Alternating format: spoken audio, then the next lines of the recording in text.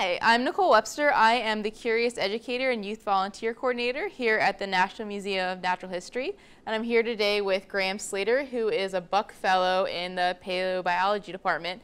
And we're going to be talking about evolutionary morphology today.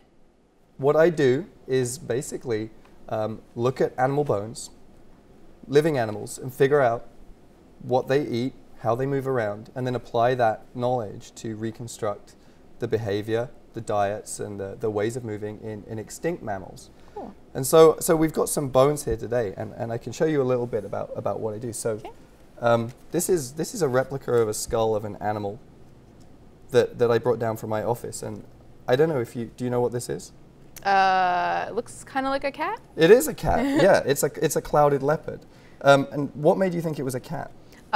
Just the way the back teeth look. They look kind of like a house cat. So how would you describe that shape?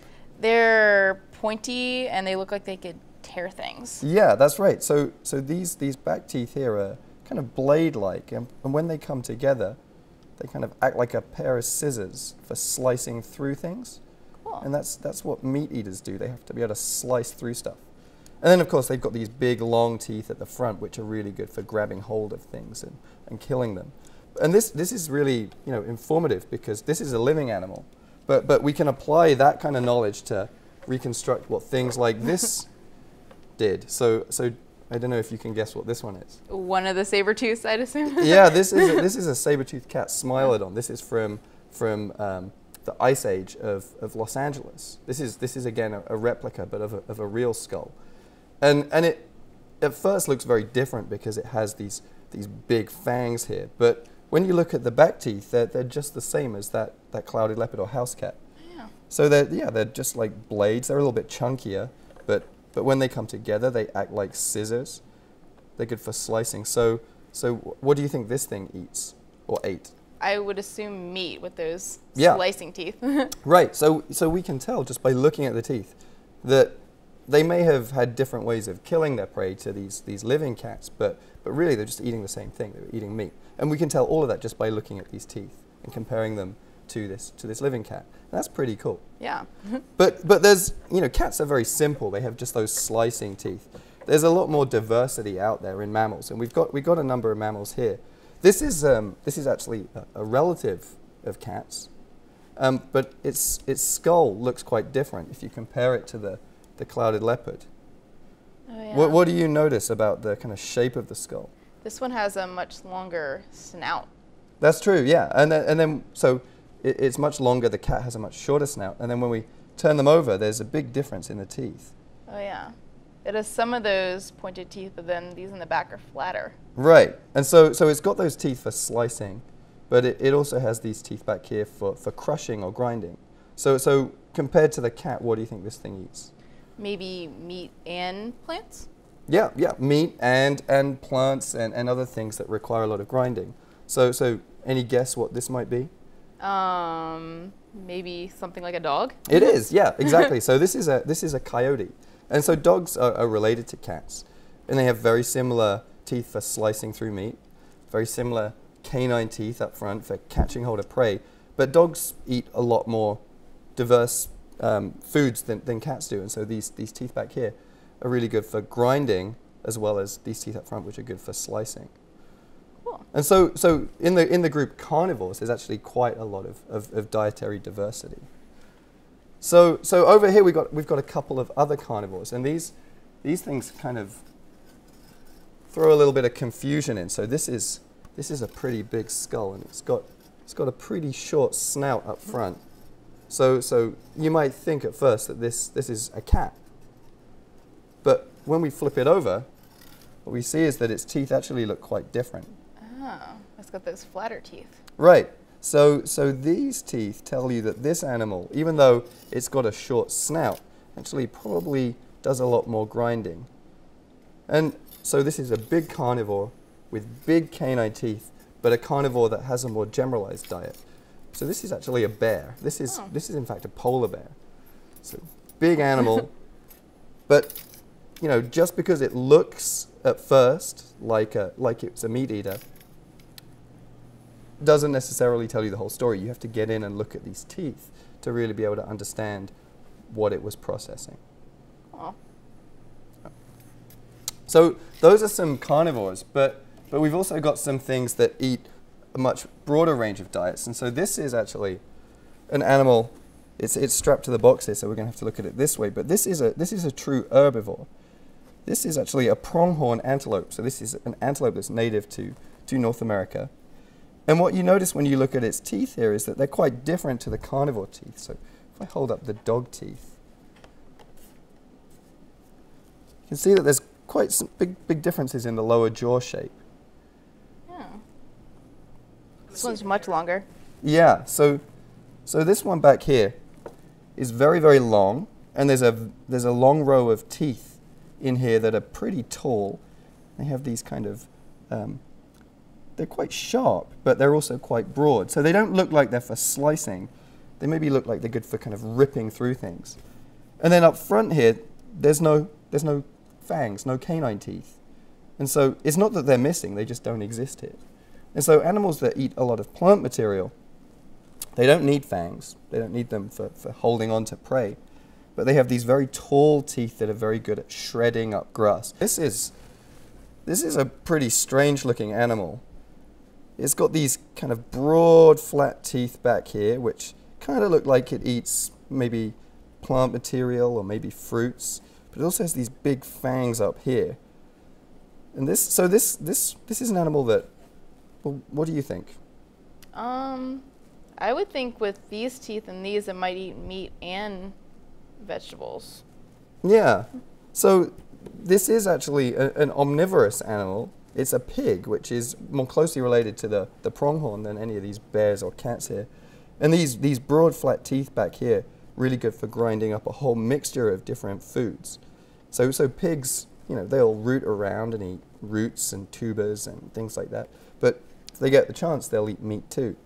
But these teeth here, you know, they're quite curved. So when you compare them to something like the saber-tooth, how effective do you think these fangs would be at biting into things compared to these ones?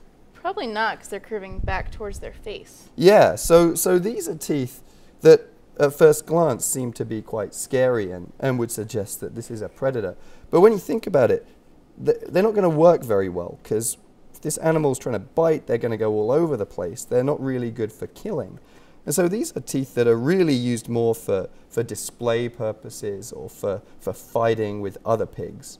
So just because we see big fangs doesn't necessarily mean predator. But if we want to think about diet, we have to focus on these teeth that are actually used for grinding up and processing food. Yeah. So by studying morphology, we can also not just reconstruct the past, but make some predictions about the future as well. So here's that polar bear skull that we looked at before. And next to it is its closest living relative, the brown bear, or grizzly bear sometimes. And these two species are really closely related. They only split from each other about 1 million years ago, maybe even less. So probably something to do with the onset of ice ages caused the evolution of the polar bear. They still hybridize, in fact. So when they come together in zoos or even in the wild, they'll breed together. They're that closely related. And their offspring are fertile. But their morphologies are quite different, and especially their teeth. And so when we look at the brown bear skull over here and we look at its teeth in the lower jaw, what we see is that these back teeth here, these are the molar teeth. So if you would think about it in your mouth, they're the teeth that you would use to grind on hard candy, for example. They're really, really big. And that's because grizzlies have a very, very diverse diet. So when they're trying to bulk up, they'll eat a lot of plants. They'll even eat grass. But they'll also eat meat too, and carrion, basically whatever they can get their teeth on. And so these big teeth back here are really good for grinding up really tough material. So this is a very good generalist animal. But the polar bear, it's a little bit different. And so these teeth back here, they're still relatively large, but compared to the brown bear, Oh yeah, they're much smaller. yeah, they're much smaller. And so this jaw is about the same size as the brown bear jaw, but the teeth are much smaller. And that's because polar bears don't really chew their food. They eat seals. And that's basically about it. But they don't really eat all of the seal. They really focus on the blubber. And as I don't know if you're a vegetarian, but if you ever eat steak and you take off that really nice tasty fat, it doesn't need a lot of chewing. It's really soft. You can just swallow it whole. And so polar bears just don't use their teeth that much. So over time, over the past million years, they've become much smaller just because they're not needed. And that's fine. Polar bears do great, you know, eating seals, but the climate's changing, and, you know, there's less sea ice for polar bears to forage on. They're getting less time. They're having to subsist more on foods that they find on land, which are not seals.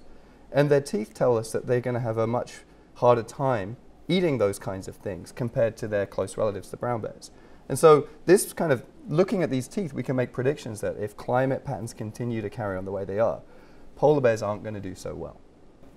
One of the other things you might notice in the jaw is that in the cat jaw here, this thing here is the jaw joint. This is that part that, you know, if you have a clicky jaw by your ear, it's right there. Yeah. And so this is the part that hinges with the skull. And in the cat, the jaw joint is in line with the tooth row. So you see here are the teeth, and we can trace back and we hit the jaw joint. And that has a really important functional implication, because when the cat's jaws close, what that means is that the back teeth come together first, and then the more forward teeth come together, and it creates this nice scissor-like action that's really good for slicing.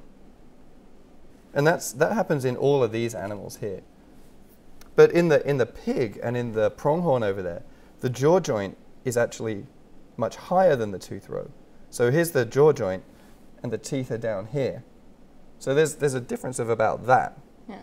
Kind of hard to see in this box, but the jaw joint is here, tooth row down here. And if you think about what that means for how the jaws and the skull would come together, rather than doing this, what will happen is they'll come together like this. Oh. And so if you think about how you chew as well, what it means is your teeth are going to come together and allow you to chew across all of your teeth at the same time, rather than slicing. And so if you eat a lot of material that needs a lot of chewing, having your jaw joint up here is much better than having your jaw joint down here. And so we have this configuration. We have our jaw joint above our tooth row. And that means that when we're eating salad or, you know, carrots or anything that requires a lot of chewing, all of our teeth can be in play at the same time. It increases the effective area for grinding the food. Oh. So we can also learn a lot about how extinct animals moved around by looking at the skeletons of living animals. And so we've got a couple of skeletons here. And these, again, are two carnivorous mammals. I should add that I study carnivores, so this focus here is very helpful for me. But these are two carnivores that we looked at earlier. So here is a cat, and here on the right is a dog. And their skeletons, I guess, in many respects might look quite similar, don't you think? Yeah.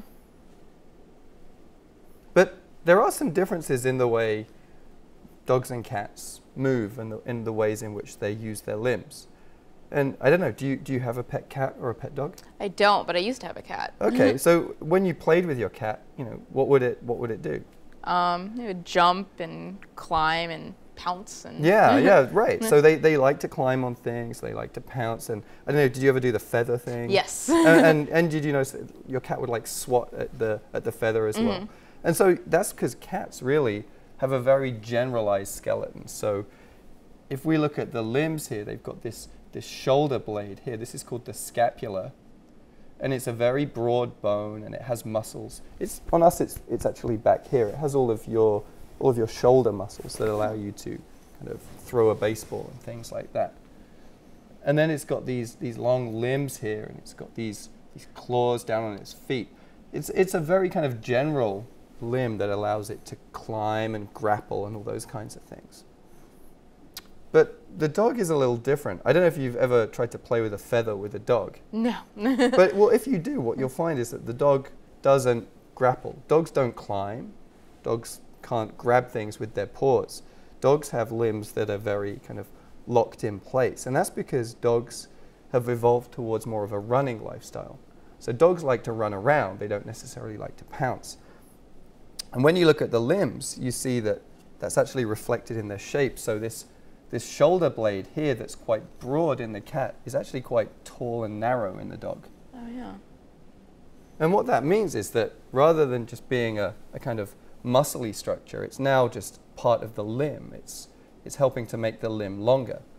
And then in the dog, we've got much straighter limbs and much longer limbs. And so these are limbs that are adapted for running rather than for pouncing and climbing. It kind of looks like this back leg is bending in all kinds of different directions. Uh-huh. And so it's sometimes hard to tell where the knee is and where all these things are. But this is the knee here. And then there's this joint back here, which kind of sticks up. And this is actually the ankle. But in dogs, the ankle is actually up off the ground. And what we see is that they're actually kind of standing on their toes here. So this is the foot, and these are the toes. Dogs are actually standing on their toes. Oh, never knew that. And that might seem kind of weird, but what you're really doing is making the limb longer, which is better for running. Oh.